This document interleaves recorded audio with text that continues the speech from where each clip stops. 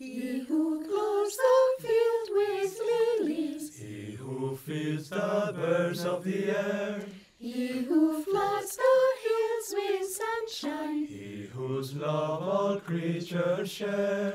will He not clothe us? Will He not feed us? Are we not like them His own? Fill your chalice at His fountain. Know that you live not alone. Know that you live not alone. Lord, may we serve you all our days, ever rejoice to sing your praise. As we together your wisdom seek, charge us with truth whene'er we speak. Lord, may we ever know your will. Come to us when our hearts are still. As we your guidance with joy receive, may we as one your bliss achieve. As we your guidance with joy receive, may we as one your bliss achieve.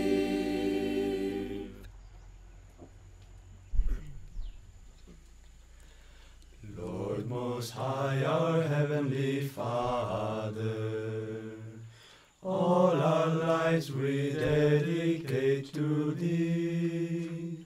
All our labors, all our joys and woes, all our pleasure, all our melody. Make us each a channel of thy peace. When in darkness, guide us from above.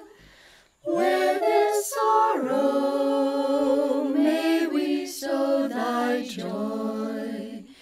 Where there's hatred, may we share thy love.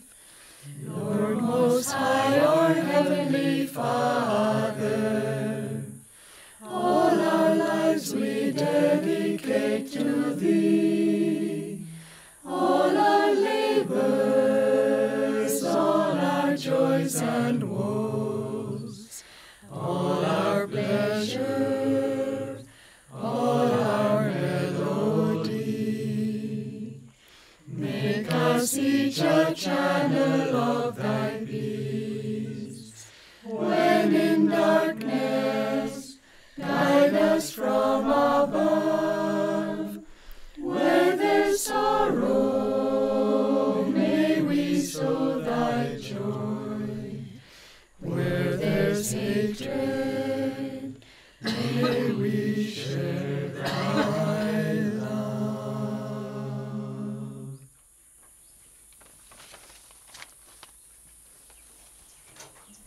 That was very beautiful. The choir has really improved. Coming up, as you would say, that especially that last song, we sang that continuously as we went through Assisi. It comes from a very well-known prayer called the Prayer of St. Francis, which is popularly known, certainly in the West. I don't know about India, and has for centuries been associated with St. Francis. But interestingly enough, a few years ago there was an article in the magazine put out by the Vatican that said that the first finding of that prayer was not at the time of St. Francis. It was about 100 years before that, and the first time it was found was in the journal of William the Conqueror, who was master in a former lifetime. So there's a interweaving of these great souls together, and really we tend to think too much in terms of this personality or that personality, this saint or that saint. Really, it's all one. It's all Divine Mother that is incarnating in these different forms and helping guide us out of our delusion. Now, the part that we have to remember is that we are also incarnations of that same Divine Mother. There is no difference in essence between us and Yogananda Ji, Saint Francis, the greatest saints, Krishna, greatest saints that ever lived. There's no difference in essence. We're all characters in the great dream of Divine Mother. It's just that they have awakened and become lucid dreamers, knowing that life is a dream. And being lucid dreamers, they're able to manipulate the dream if God tells them to do so.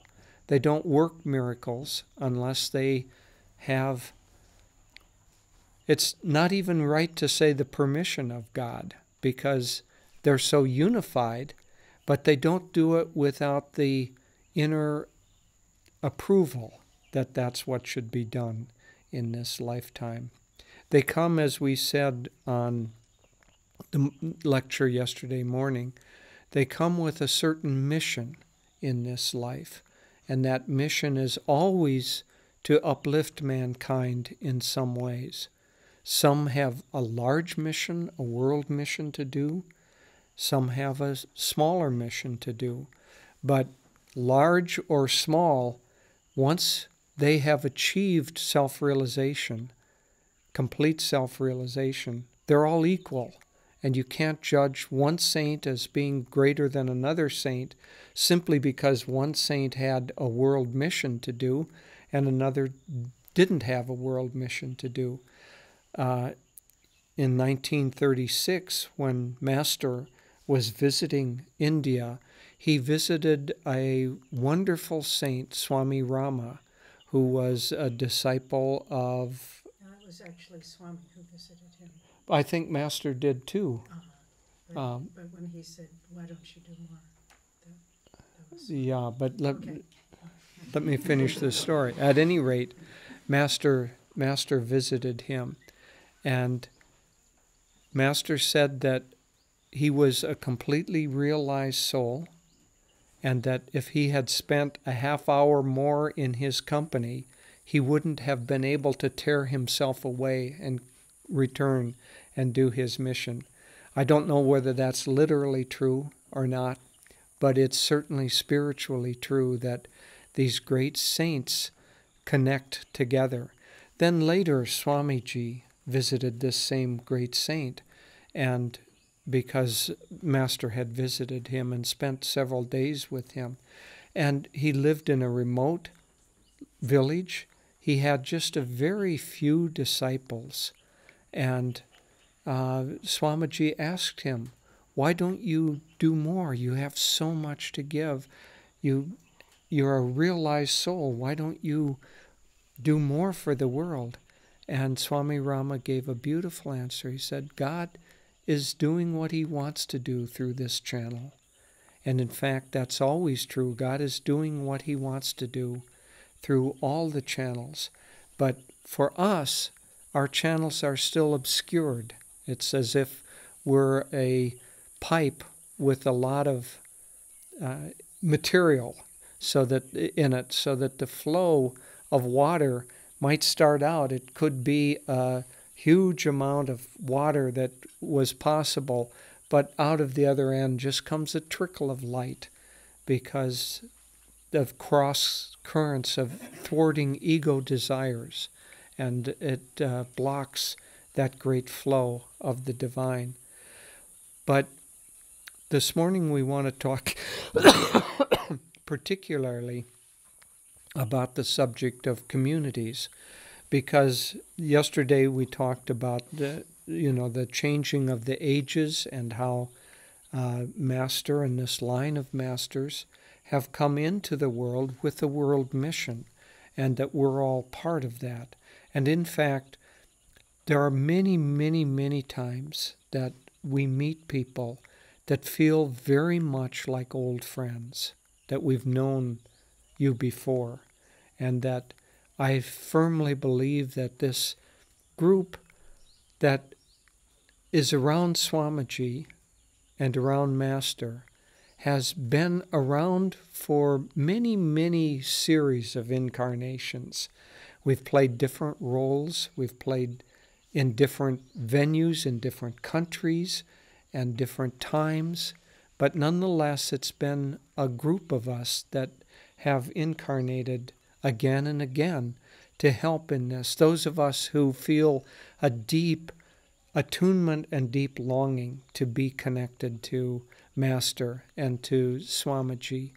And that world mission is something that we all have a part to play.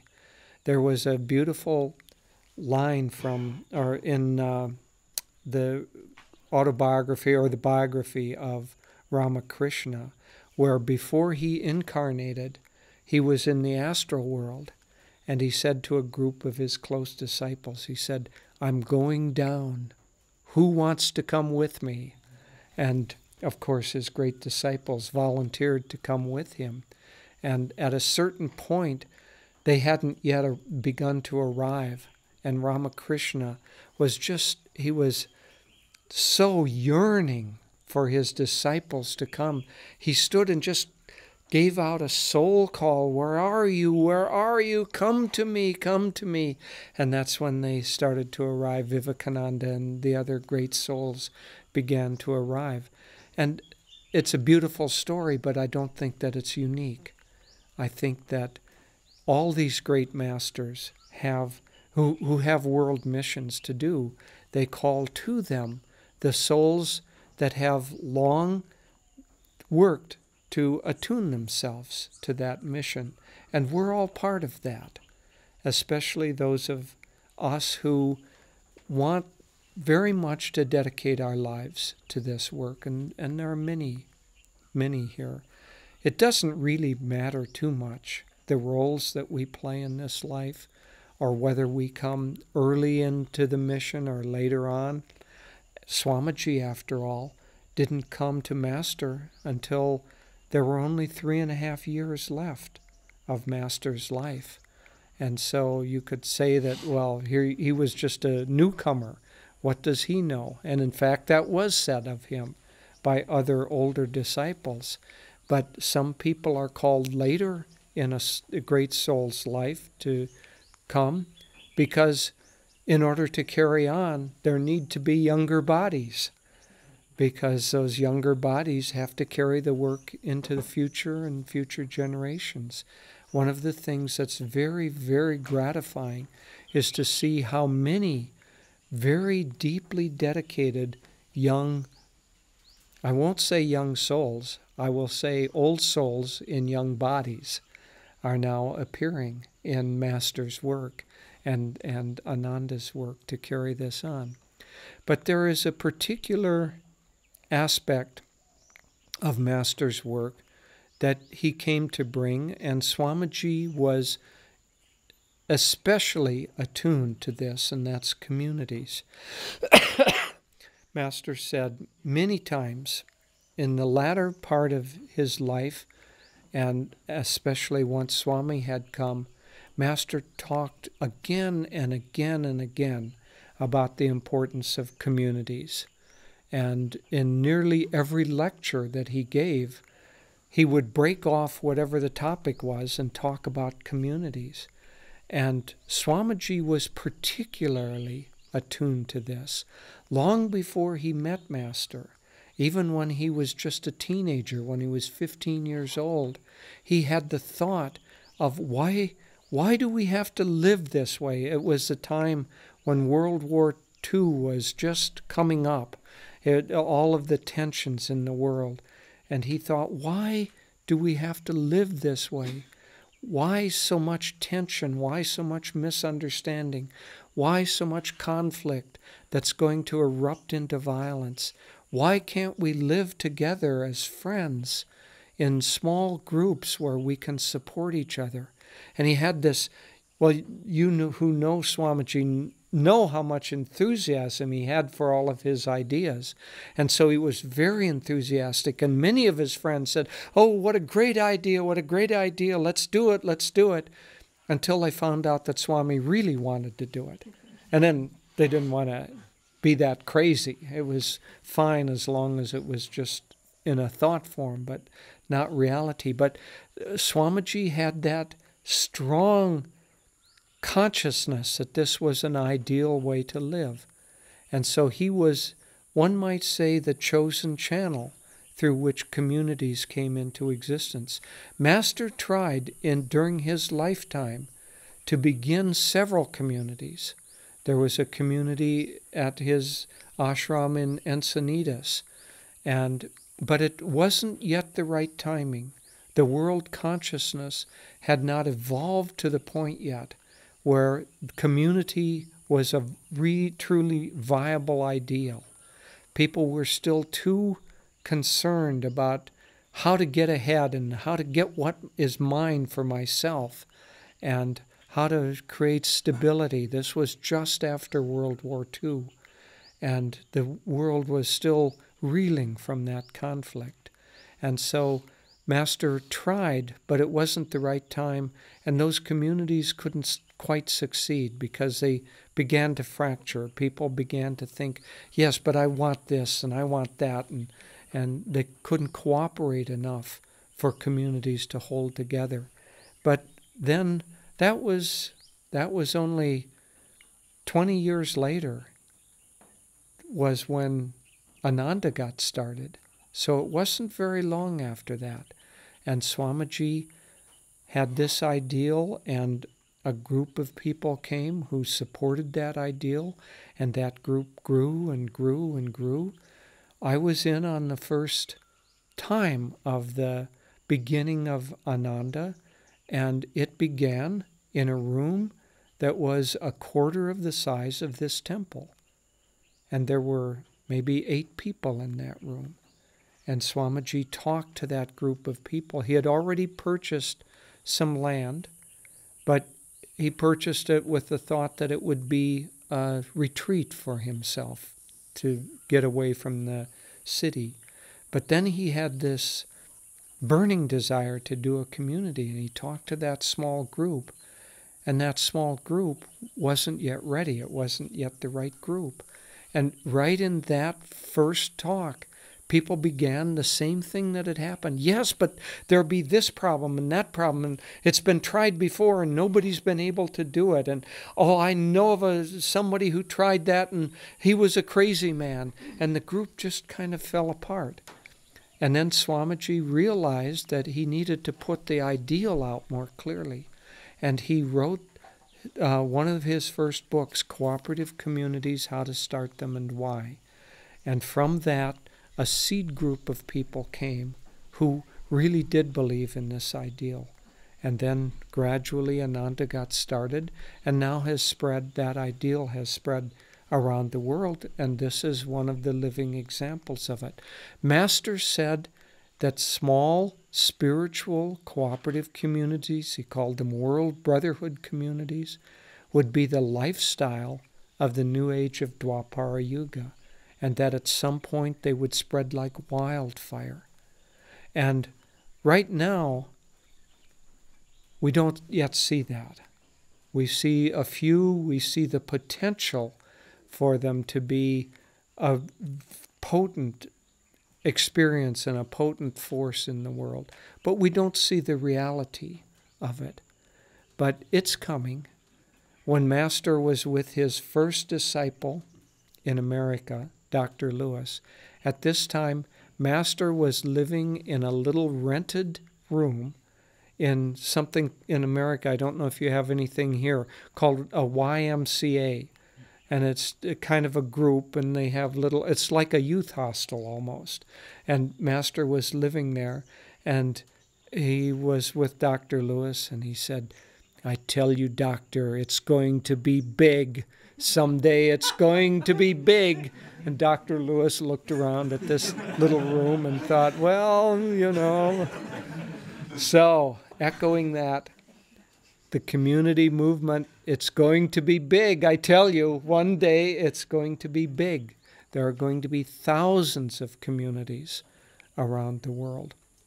And in each area, they're going to have to take on the particular tonation, the particular structure that allows them to exist in that culture. The communities in India are going to be different than the communities in America, in part because in America there's much less of a concentrated family structure, and virtually everybody that came to Ananda left their families at the time that they went to college and went off, and there wasn't an expectation that that family unit would hold together, stay together.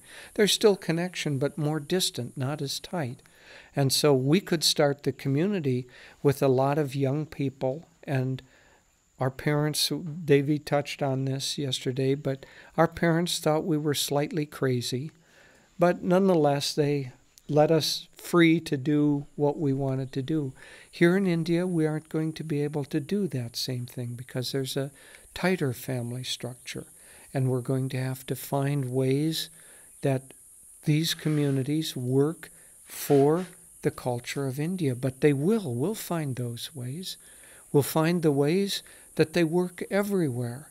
We now have communities throughout America. We have Europe. We have a community starting in Mexico. And we have meditation groups and centers all over the world now. And those will begin to spring up into communities. But the ideal of communities is not the form. Ananda is not a form, and it's not even community. It's the ideal underneath that. The ideal underneath that is partly what we were talking about yesterday, where there's a greater flow of energy, there's a greater flow of magnetism. And when there's a greater flow of magnetism, like-minded people will naturally be drawn together. And when like-minded people are drawn together and they want to pursue, seriously want to pursue a spiritual life, they begin to ask the question, isn't there a better way to do it than living in a city of 12 million people, driving through a smoggy street for an hour to get to work, working in an environment that's not very harmonious, then driving back and feeling isolated? And they begin to ask. And the first things are what are happening now, by and large, is that it isn't yet time to have many rural communities, especially here in India, because the economics won't quite work yet. So we're even struggling to make the economics work in this first community. But we'll solve that question. We'll find ways to do that. And when those ways are found, people are going to come to this community, and they're going to see a life that is completely integrated, a life where people live among friends, people live among others who support them, where they live a healthy life, physically healthy, they have good food, they don't have the same difficulties of pollution and commuting and all of the difficulties. They have a work environment. We don't have it yet, but it will come. We've seen it at Ananda Village. They have a work environment where they don't have to work with people who are completely out of tune with their higher ideals, where they go into work and they have to work for a boss who wants to cheat his customers, who wants to cut corners, who wants to be adharmic, and they feel, well, what can I do? If I don't go along with this, I'll lose my job. And so they have to compromise their ideals to, I know that you've experienced this to some extent. Everyone does. Because when we mix in an environment where people don't have high ideals, they express their ideals. And their ideals are greed and selfishness and getting rich and not caring about other people. So we want communities that don't have to deal with that kind of lower consciousness. And what will happen is that as these communities form, people will begin to come and they will see, oh my goodness, this isn't just a dream. This is something that actually works. This afternoon we're going in and we're going to show the movie Finding Happiness to a group of people who have been invited for a private screening of it. And as Devi said, we've shown that movie to people. And when they see that movie and see it's not just a dream, but there is a group of people that are actually living this way. They're actually living their life according to high ideals, and they're living to find happiness, and beyond that to find joy.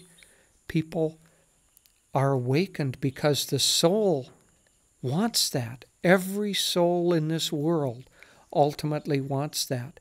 Yes, some channels have only a tiny trickle of light that comes out the other end because it's all of that light is absorbed in greed and selfishness and conflict and arguing and whatever.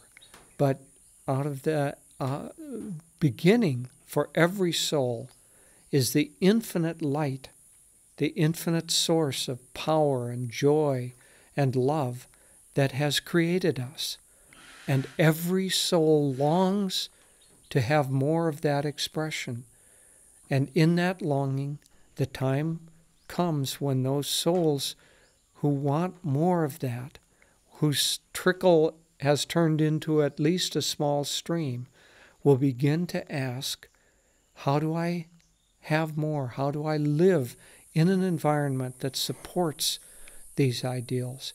And part of our mission, part of our world mission is to help create these models and these communities.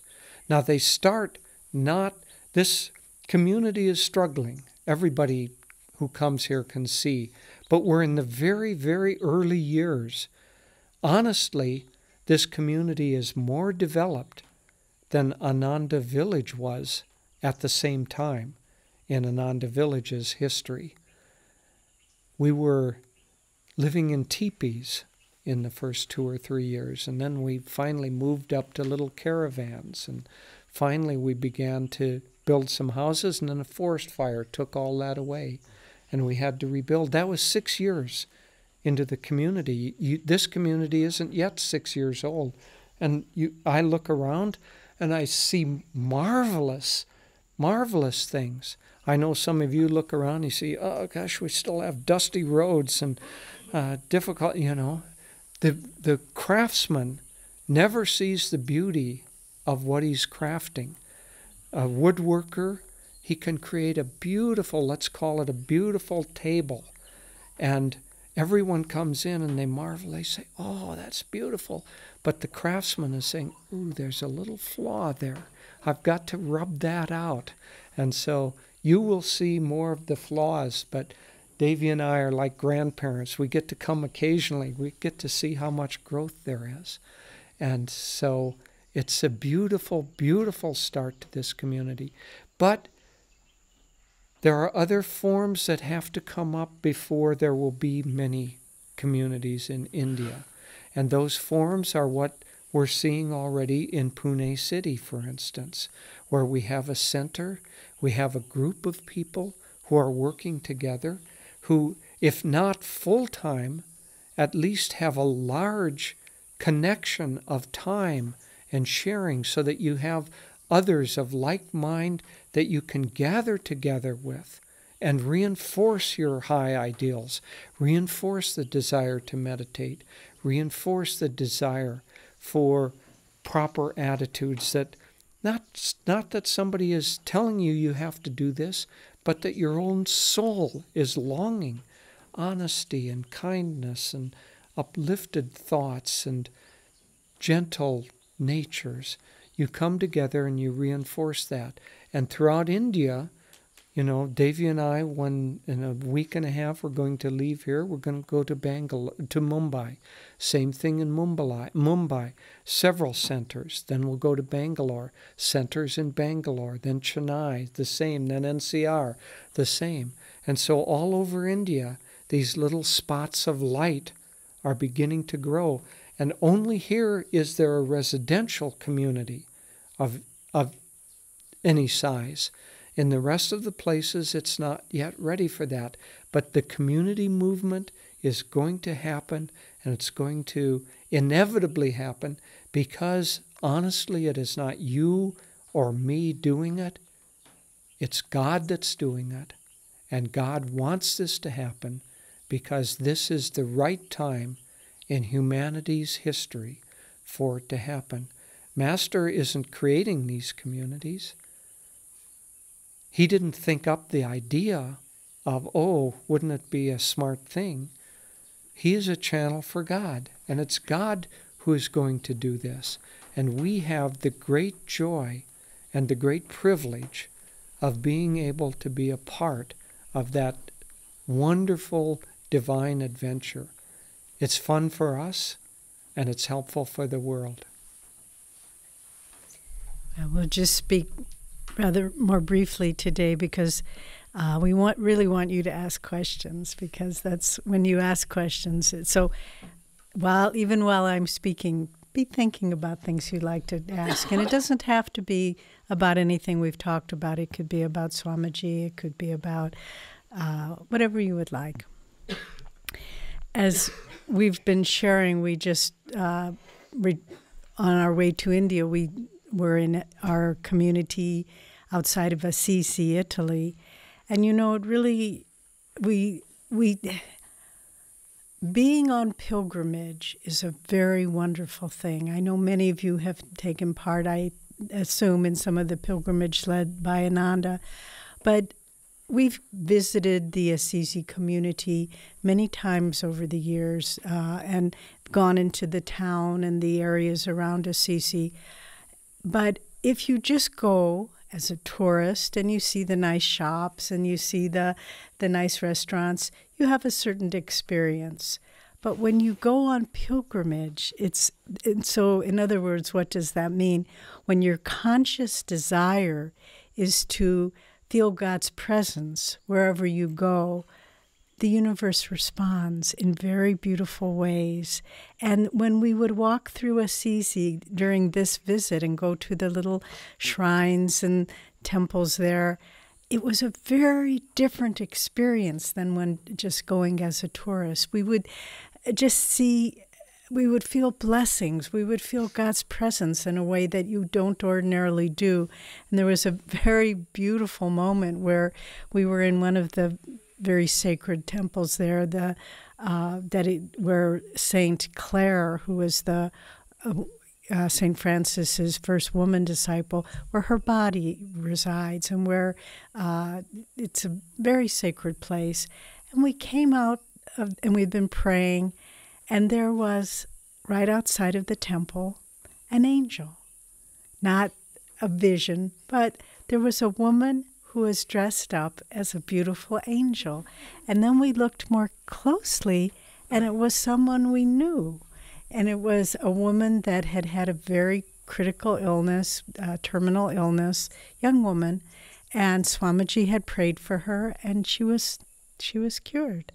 And what she does on certain times of the week, she dresses up like a beautiful angel with a white gown and big feathered wings and a halo. And she sits in front of this church, this shrine, and she is like a channel. She has these beautiful little cards, and people come up to her, and she meditates for a moment and writes a message from God to them and gives it. It's just a sweet way of blessing people.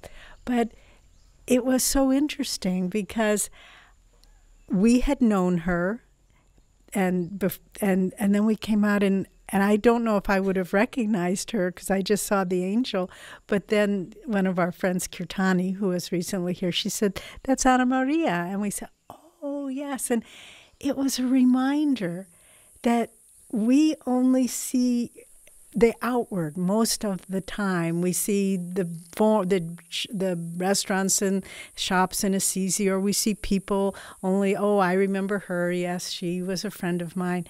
but to really see the divine in everything. And when we said, oh, that's our friend and she's an angel now. And it was very, very touching. And then we went to the Assisi community, which we visited many times, but we were in a very uplifted state. And I looked around, we were giving a little satsang, and all the community members, or many of them, were there, the residents. And there were people there from Italy, the majority, but from Germany, from England, from Russia, from Switzerland. And as Jyotish was saying, after World War II was when when Master began trying to really get the community's movements going. And I looked around and I thought, again, seeing past the form, seeing the miracle, 60 years ago, and that's not very long in the scheme of things, these people were trying to destroy each other. They were bombing each other's cities and torturing each other and locking each other in concentration camps. And now here they all are, building a world brotherhood community together. And it seems so perfectly natural. And so we need, as Jyotish was saying, we need to understand this is God's will, these communities. And when did the autobiography of a yogi come out? Master finished writing it 1946, right at the end of that war that was where the world saw a kind of hatred and demonic force that brought the world to the brink of destruction as far as a planet of where humanity could thrive. And Master was, at that time, he was writing Autobiography of a Yogi to put his vibrations, as he told Swamiji when they first met. I put my vibrations into that book.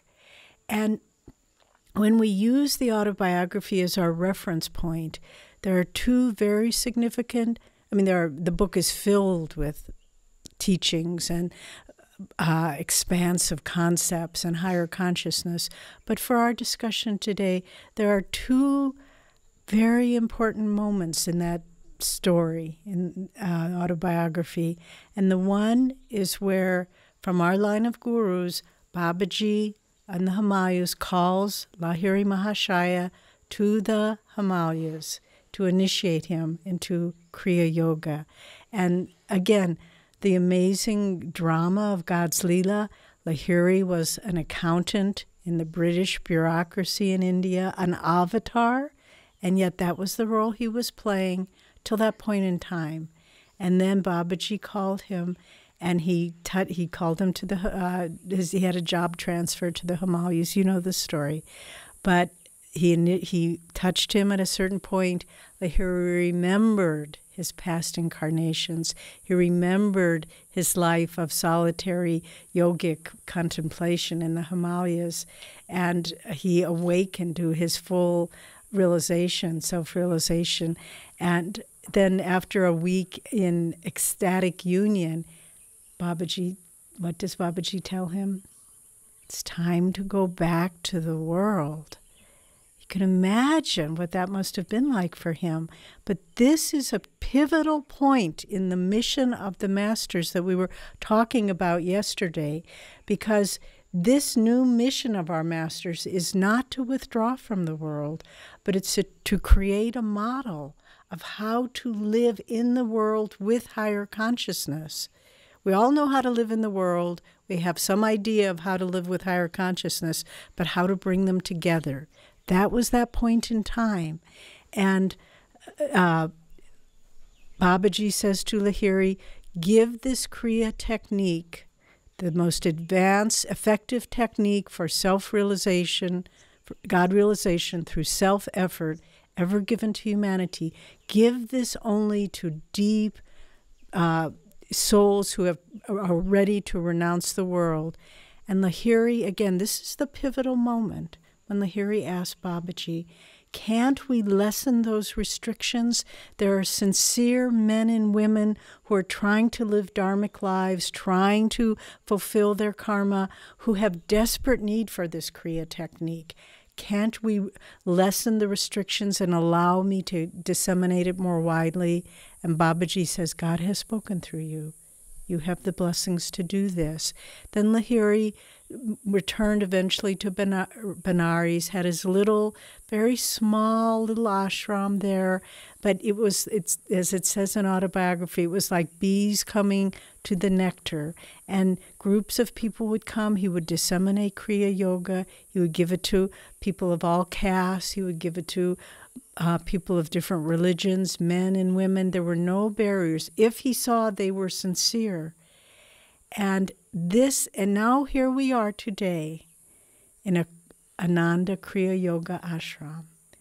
And these threads have come together. The second significant feature of autobiography is where he talks about in his mission statement, to create throughout the world tiny world brotherhood colonies based on plain living and high thinking.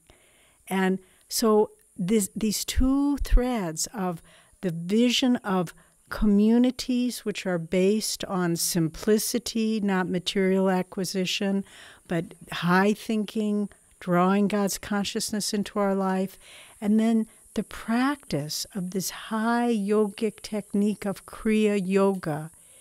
And to tie all these threads together, here we are, as Jyotish was speaking of yesterday, in Dwapara Yuga, according to our teaching, Sri Yukteswar particularly.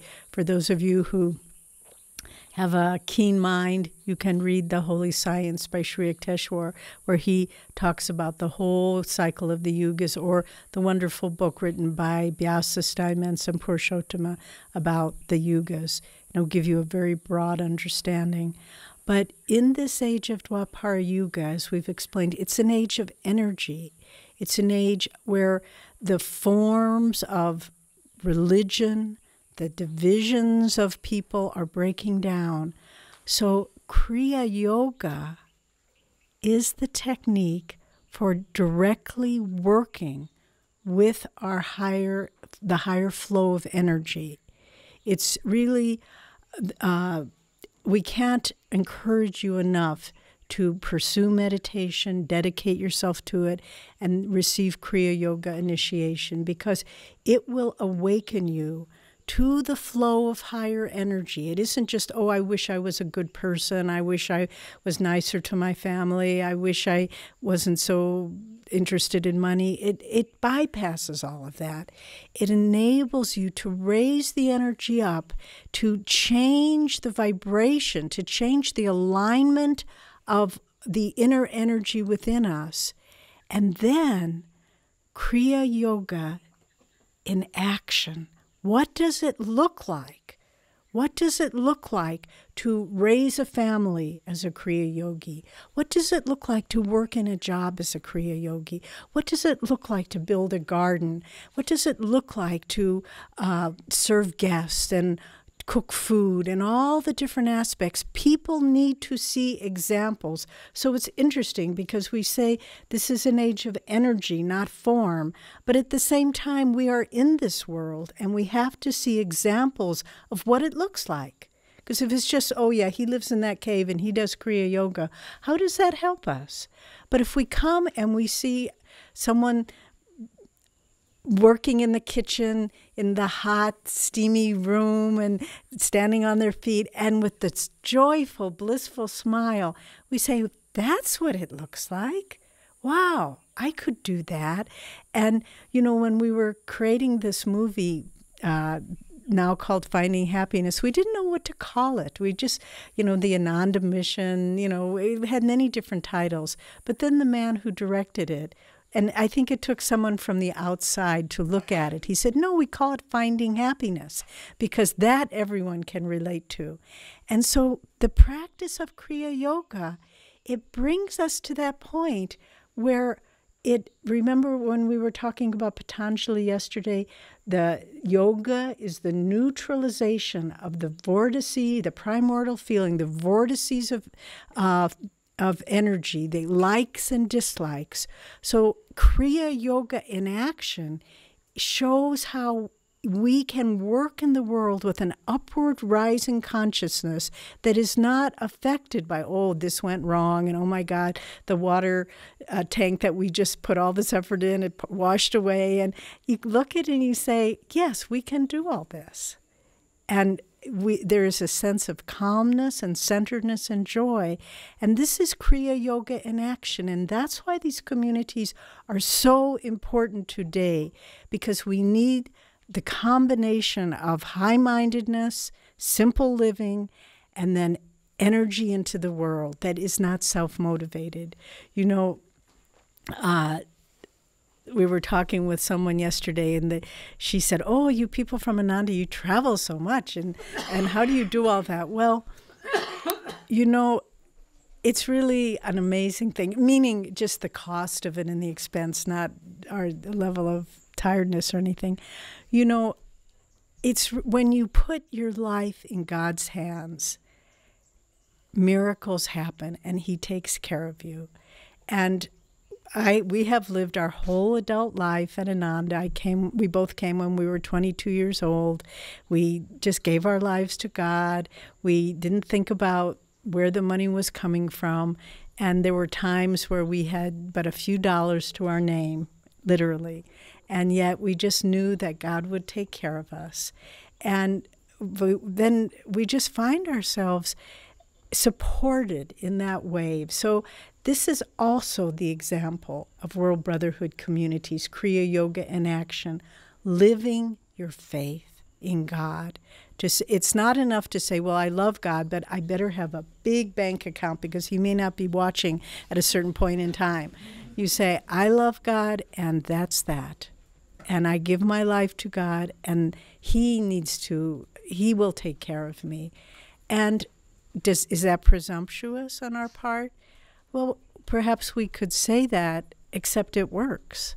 Except we have examples of people who have and Jyotish and I married, we had one son, we raised him, educated him, and all through the grace of God. It wasn't that any of us said, well, we don't have to deal with these problems.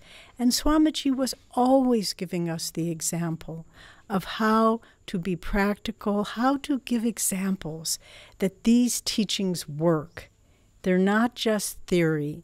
And that's what these communities are about, to be living examples of the joy and sometimes the sorrow. When, you know, people come, you make dear friends. Sometimes they pass away, as many of you, not to even mention Swamiji, but Swamiji's housekeeper and cook Leela, she was a dear friend of ours. And she passed away last August, and the August before 2012. But there are sorrows, too, in these communities' lives. It's not that it's always, you know, floating on the clouds. But if you see behind it, just as that friend of ours who was standing in front of the temple dressed up like an angel, and we said, but I know you. And if we can see that we are behind the form of our community is just God smiling at us. I remember in the early days of Ananda, do you all know what an Indian teepee is? It's just made of canvas with poles like this, and so we were living in these little dwellings like that. And I was a college graduate. I had never even camped out in my life, and here I was living in this teepee with a wood stove, which I didn't know how to use because I never built a fire in my life. But but I just thought, you know, I feel within me that this is what I'm supposed to do. And I'll take it as far as I can. I didn't know, I couldn't commit at the beginning, this is what I'm going to do for the rest of my life. I didn't know that. But I knew at this point, I feel God's presence and blessings on this life, and I will keep doing it as long as I can. But so I was living in this little teepee, and there was a little wild cat, just as there are around here, that would come in sometimes, crawl under the bottom and come in. And I tried to give it a little food, and it gradually became a little more tame. But I'm telling this story just to say that so many unexpected things happen, and at the moment they seem, oh my God, this is horrible. But then you can tell the story later and laugh about it. But so I was sitting meditating one morning, and it was dark, and I heard the little kitty come in, and he was purring and happy, and he curled up on my lap, and I didn't open my eyes, and I just was meditating. And then I opened my eyes, and he looked up at me with great love in his eyes, and he had caught this big rat, and he had put it right there on my lap. It was dead, but it was right there on my lap. And I just, no, I know this is a nice offering that you're bringing to me, but this is not breakfast. You should take this out. So, but we had so many moments like that. We could spend many, many days telling you our adventures. But the joy underneath it all, I wish we could convey it to you, but I know in my heart that you have to experience it for yourself. And those of you who are the pioneers in this community now, believe me, the blessings that will come into the lives of you and your family, you can't even expect it. But God will be with you for all your days, and He will protect you, He will guide you, because these communities are the will of God. And we are doing our little part, and we are so happy to share as brothers and sisters as Guru Bhais of Master, that this great movement that Swamiji has started. So don't get discouraged when things get hard. Be cooperative, be harmonious, keep having deep faith in God, keep meditating, keep serving, and this place will be a great light for all of India. God bless you. So now we hope you have many good questions, because Jyotish has been preparing. Right. The answers are yes, yes, yes, and yes.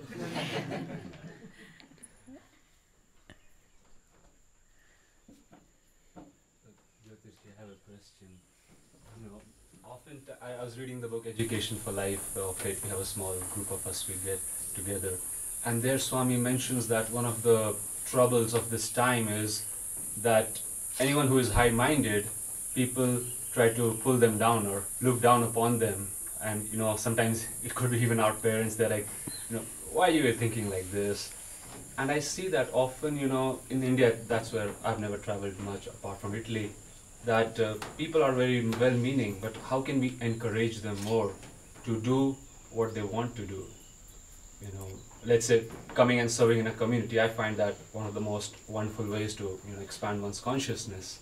But then many people come here, they like the idea, but we don't see them again. Right. How can we enthuse them with the energy to come back and spend more time to experience that? Well, we just have to keep putting out whatever light we can. In many cases, it's planting little seeds, and those seeds won't germinate for maybe sometimes decades. Now that Ananda village is nearly 45 years old, we have people come who tell us, I haven't visited Ananda for 25 years. I came here 25 years ago, I took a retreat, but in all that time, Ananda has been the most precious experience I had. And we ask, well, why haven't you come back? Oh, I got too busy, but that seed is planted. So right now we're farmers planting lots and lots of seeds, and there isn't much time yet for those plants to grow, and so we aren't getting a lot of harvest from it.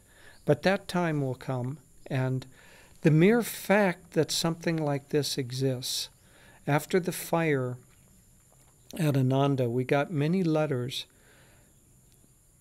of different types, but there were many letters that said basically, I'm so glad that you're carrying on, because just to have an example like this in the world gives it courage and hope to me in my life. So most of the people who come, their karma is washing them this way and that way. And so we'll have hundreds of people who come here, and we'll get something out of it, and then we'll go away. But whatever they get, that will never completely be gone in their lives. So we just have to bless them as we can and practice nishkam karma, do our duty without expecting the results, and hope that we have a kind of a life that can be helpful to other people and uplifting to the world. And if we do that, then let God take care of the rest. And I remember maybe 10 years ago or less, two of our members came. They were longtime members of Ananda. They came to talk with Swamiji. He was living in Italy, and we were visiting him there at the time. And they said, well, it seems so hard to get things going, and just sort of what you're saying, that people always come up with expectation or objections and seeing the potential problems. And Swami was very strong with them. He said, we have to think of ourselves as the shock troops. Just like, to use an example, if you know World War II, the invasion of Normandy, when those first Marines hit the beach, and they were, there wasn't a high survival rate. They were, because there was the armies on the beach already entrenched, and they were just killing them, but they kept coming, and they kept coming, and they kept coming. So he said, we have to be like that. There will be casualties. People will come. They will leave. They won't stay with us. But we have to have that kind of determination that says, we will keep moving forward no matter what happens, no matter what objections come. And, again, those men that died on that beach or that survived, were they great souls? Did they know they were on a mission from God? I doubt it. But they gave us courage in the face of incredible opposition. Or in India, those tremendously moving stories of the Gandhi practicing nonviolence, and just his troops standing there being beaten down, and the women carrying them away, the beaten advocates of nonviolence, and then the next lines moving forward. And so it's not easy, and we have to be courageous. This is a war. Maybe not so obvious, but it's a war of light and darkness, of good and evil, of materialism and spirituality. And we have to be willing to put our lives on the line, so to speak. I don't think anyone's going to come and kill us or beat us, but they'll criticize us, they'll put obstacles in our way, they'll cheat us, they'll treat us dishonestly, all these things. But we have to just keep moving forward and united.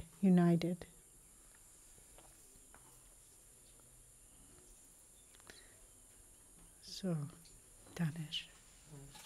As Swamiji has always said that this ideal will spread like wildfire, but will there be so many spiritual people or simply intentional communities springing up? There are millions and millions of spiritual people in the world, and it's growing. In some areas, yes, darkness is still there, but when we come to India, for instance, it's so alive with spirituality. Now that's in some cases under the surface, or in some cases in forms that doesn't seem very, attuned to our times. But there's a huge spiritual longing, and that is closer to the surface in India than anywhere else. So here is where the teachings will spread the most easily. So that these teachings will, I think in 10 or 15 years, there will be more people in India following these teachings than in all the rest of the world combined, because it's most available here. But in terms of communities, it's going to take a longer period of time, because here in India, we're also fighting against certain kinds of I don't know, it isn't as attuned to allowing communities. There are government restrictions, land is expensive, and so on. So it will take some time to build communities here, but there will be thousands and thousands and thousands of people, there already are, who are taking these teachings, who are becoming Kriya bonds, who are practicing Kriya, and a percentage of those are going to want to live together, and so will respond to that. There's also a very, very deep hunger for spirituality in America, and there are many, many spiritual yearning souls, and some of those are interested and will become interested in communities. And so it's not easy yet, because when you start something new, the first attempts to do it are, the world hasn't set aside space. It's like trying to put a garden out here. You have to work hard to get rid of the grass that's growing and get rid of those old roots so that when you plant something it can survive. But gradually you get rid of those and you plant a garden, and then gardens become easier and easier to do. So it will come, but it will take some time. And I'll just add, I think we make a mistake in our thinking if we say, well, these people are spiritual and these people aren't spiritual. Because one of the, even in, Master said, I don't believe it's in the autobiography, but he said with the practice of Kriya Yoga, he said, give me 5 boys of the lowest kind and let me teach them Kriya Yoga. And if they practice it in the right way, that's the important thing there. If they practice it, they will become saints. So we kind of think, well, this person's spiritual and this person isn't, but that's limiting in our thinking. If we are I have seen people, Jyotish and I, all of those of us who have been a part of Ananda for a long time, you see people coming with mixed karma. Yes, part of them is interested, part of them isn't, part of them is enmeshed in the world, part of them wants to be free. But if they sincerely begin trying to attune themselves, their consciousness has changed. And that's why these communities provide an ideal, optimum environment for people to make those changes in their lives, because everyone around you is encouraging you.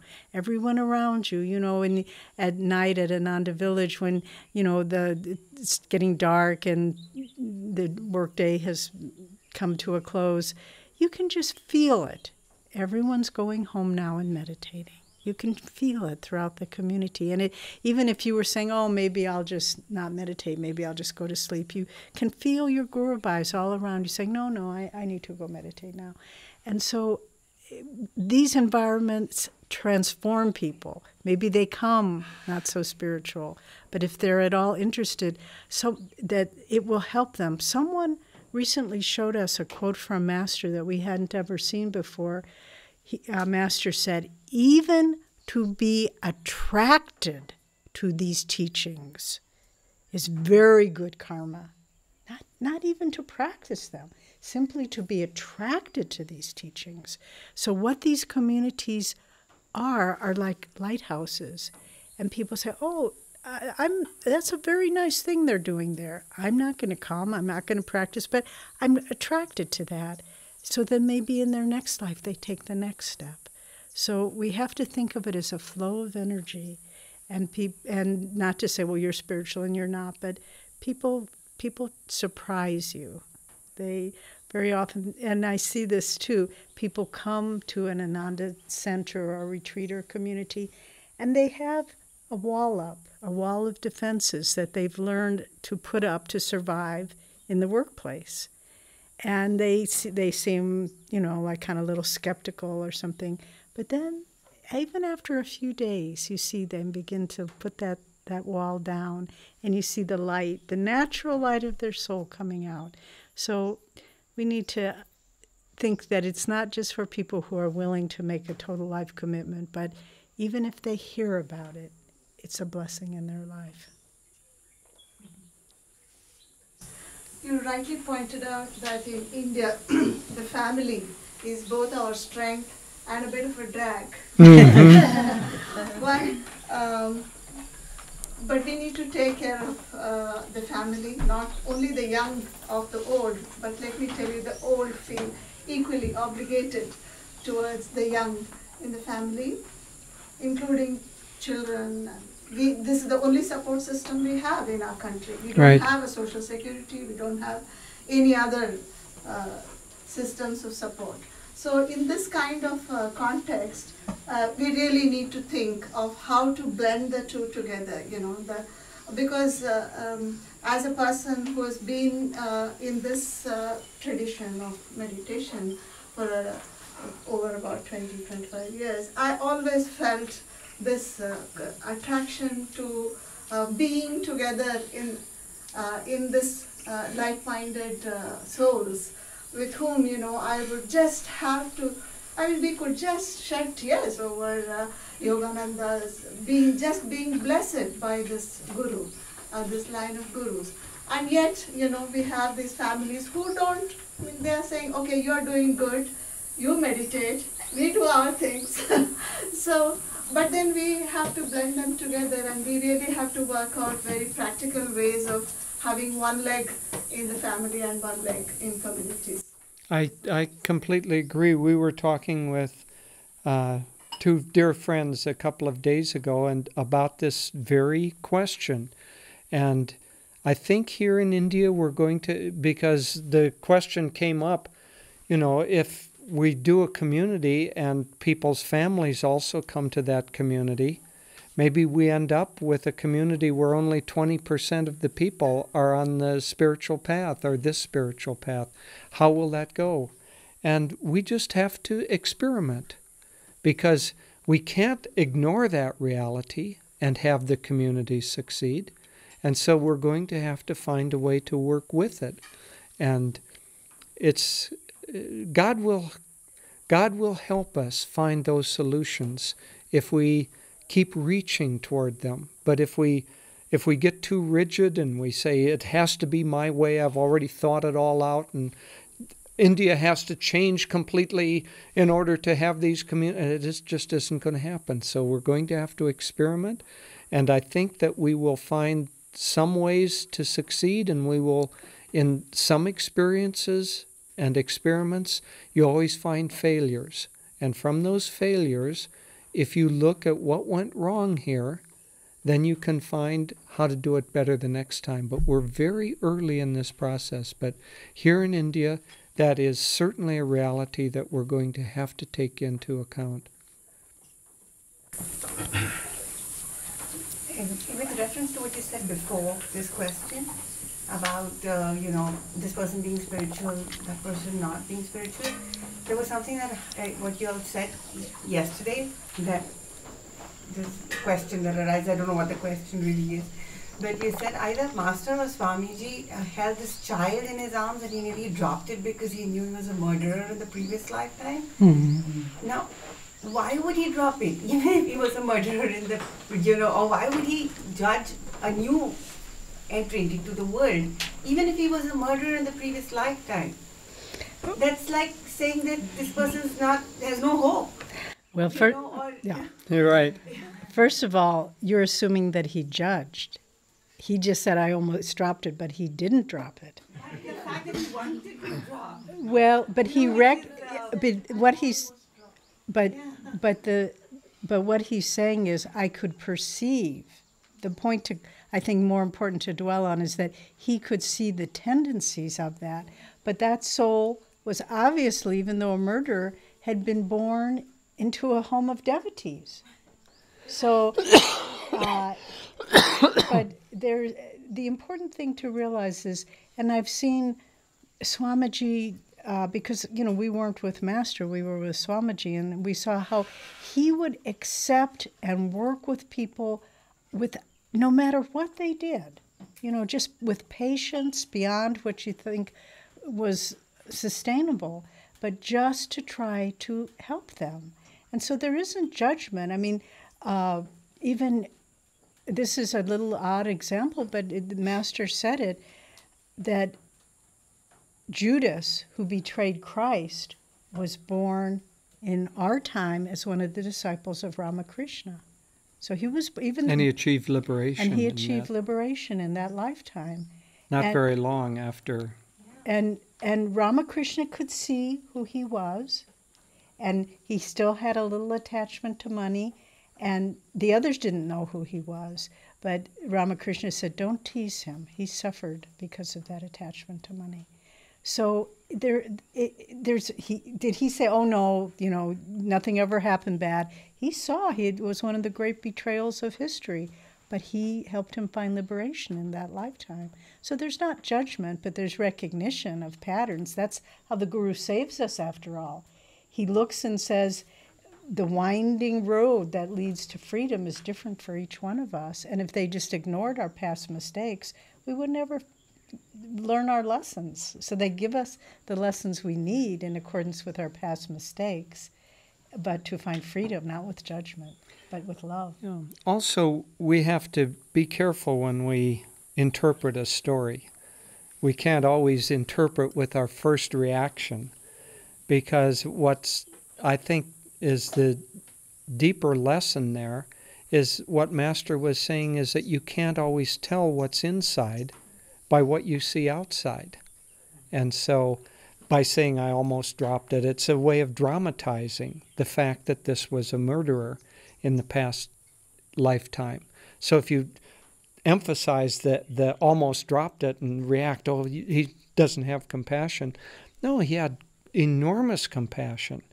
But he was emphasizing that when you look at the world, there are interior things that go on that you can't always tell easily. And so, but for us, what is the lesson in that story? I think the greater lesson is that murder, as Devi was saying, that murderer, that was just an act that took place. Every soul is innately a part of God. That murderer is just as much a part of God as Master, who was holding it and said, I almost dropped it. So the soul, but through actions and through consciousness, that innate divinity becomes obscured. And it may look innocent on the outside, but the innate divinity has been obscured by past actions and past thoughts. And that's true for all of us. So Master could hold the hand of any one of us and say, oh, I almost dropped Jyotish. 2 lifetimes ago, he was a robber.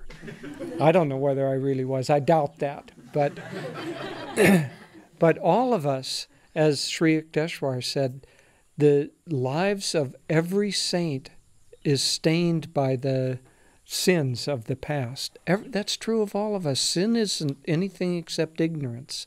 Murder is just ignorance. It's just that soul in that form thought that its happiness would be derived by killing someone. And it's the same, the soul is reaching up toward the light. It's like a plant reaching toward the sun. But Master might pick up a cactus and say, oh, I almost dropped it. It has a lot of thorns on it. And so it's complex, but the reality is that every soul is reaching up toward the light, and we need, for us, to treat every soul with a sense of respect and reverence, no matter what their behavior. One of the great mistakes that people make is that when someone behaves badly, they don't say, that person did something wrong. They say, that person is a bad person, and they redefine the person as being bad. Don't do that.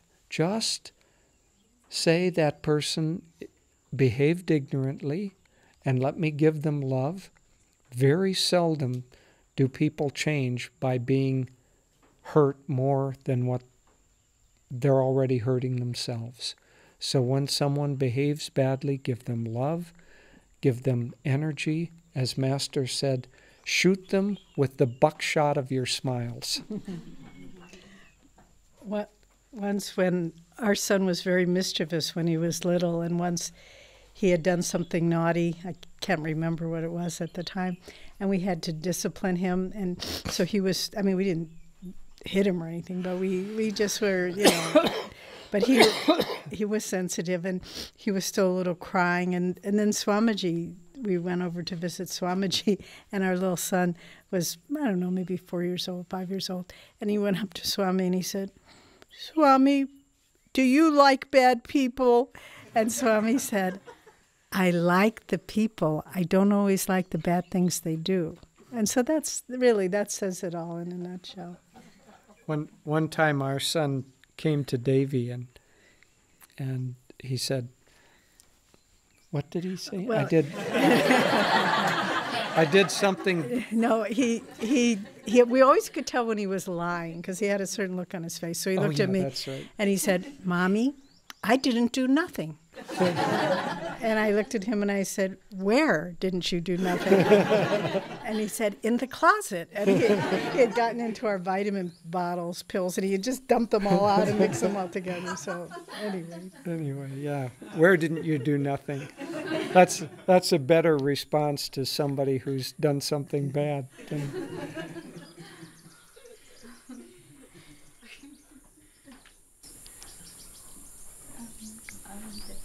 I wanted to ask something that actually might be pretty individual, but you know, in the equation of 25% our effort and 25% the rest of the guru.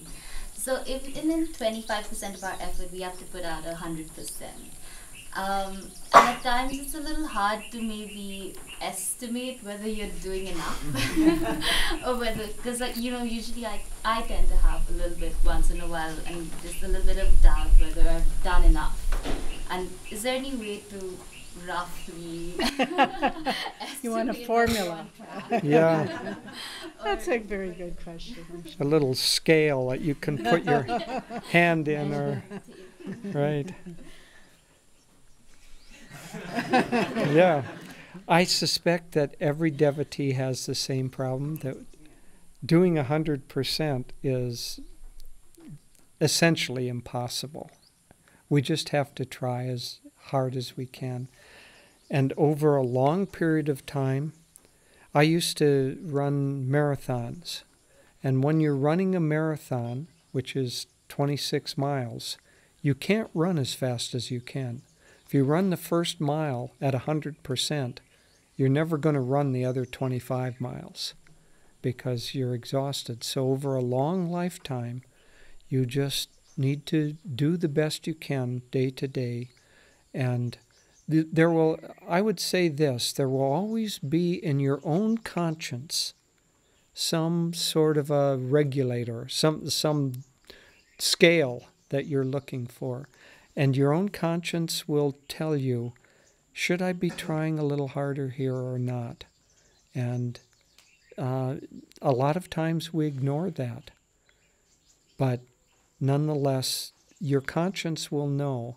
And then there will be other times when you know that you haven't meditated as long. What does it mean doing 100% in meditation? Should we all be meditating 24 hours a day? And then if that isn't enough, we have to get that deeper and deeper and deeper. You know, it's just, we're still working. We're still growing, and we're not completely grown. So over a long period of time, you just have to do the best you can and not judge yourself and not judge others. And just accept that, as Swami said, he quoted a T-shirt that someone wore. It said, "Be patient with me. God isn't finished yet." But I would just add one thing. It's very important to be honest with yourself. I think that's more important than numbers, percentages. Just to say, you know, if you're kind of falling short, then, you know, if you're letting your meditation slide and just come down to 5 minutes, hi God, I'm off to work, you know, just to be honest and say, I know I could do better, but don't beat yourself up about it. And when you're really doing a good job, when you really feel like I'm doing my meditations are good and solid, my service is, I'm doing everything that's asked of me, then to say, it's on a good track now. So really, Master talked a lot about introspection and self-evaluation. And so I think for all of us it's important. And remember also, it says in the Bhagavad Gita, yoga is not for he who eats too much or eats too little, sleeps too much, sleeps too little.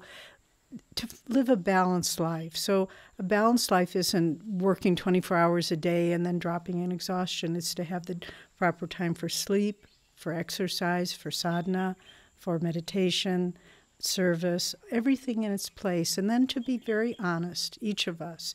No one else can judge. You know, you see people who have physical problems.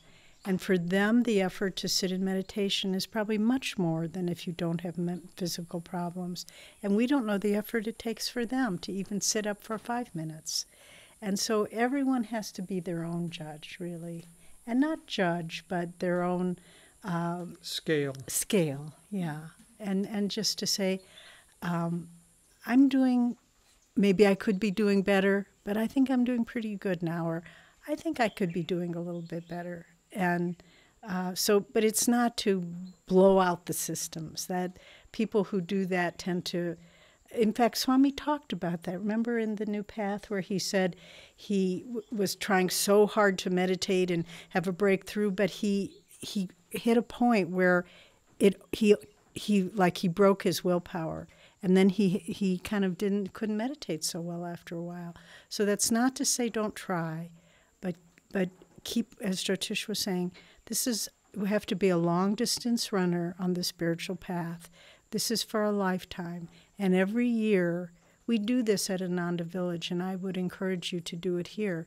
At the end of the year, we have a retreat for our residents, and we do self-evaluation. We have little sheets that we hand out. How did you do this year? No one else sees them. They're just for us. What are your goals, spiritual goals for the coming year? And then just keep moving forward. Can I add something there? Because No, I want to say something before you ask. Master said that he gave lots and lots of teachings, and because he had a world mission. And so when you read Master's writings, you think, oh, I've got to do this and this and this and this and this. And he said, if you do 1% of what I told you, you can find self-realization. So don't be hard on yourself. Now you may ask. Well, I just wanted to say your latest blog I appreciated so much, where you had just what we're talking about, the self-evaluation, how am I doing with the sadhana and all these things, but especially where you said we have to be careful because we can be really judgmental and hard on ourselves. And you know, I can't remember your words, but I encourage people to subscribe to your blog. It's wonderful. Right. She's referring to, Devi and I write a weekly blog, and the one that just came out, I listed about 5 things where you can rate yourself on a scale, you know, time of meditation, according to your own desire. You know, if you've set a goal of, I'm going to meditate for an hour and a half, then rate yourself on that, and depth of meditation and so on. And then I said toward the end that there's a danger in this kind of exercise, and that's that you awaken the demon of guilt. And I said so, and I put it humorously. I said, please repeat after me. Guilt is a waste of time. Guilt is a waste of time. Please repeat after me. So let's do that. Guilt is a waste of time. Guilt is a waste of time. Okay. In fact, Swami went further. He said, guilt sometimes becomes a psychological defense mechanism. I didn't do something I should. I feel guilty about it. So now I've already punished myself. Now I'm free. I don't have to change because I've felt guilty about it. So it's a defense mechanism. So it's not only a waste of time, it's counterproductive. That was a good question, Sean. Yeah, good. So I think okay.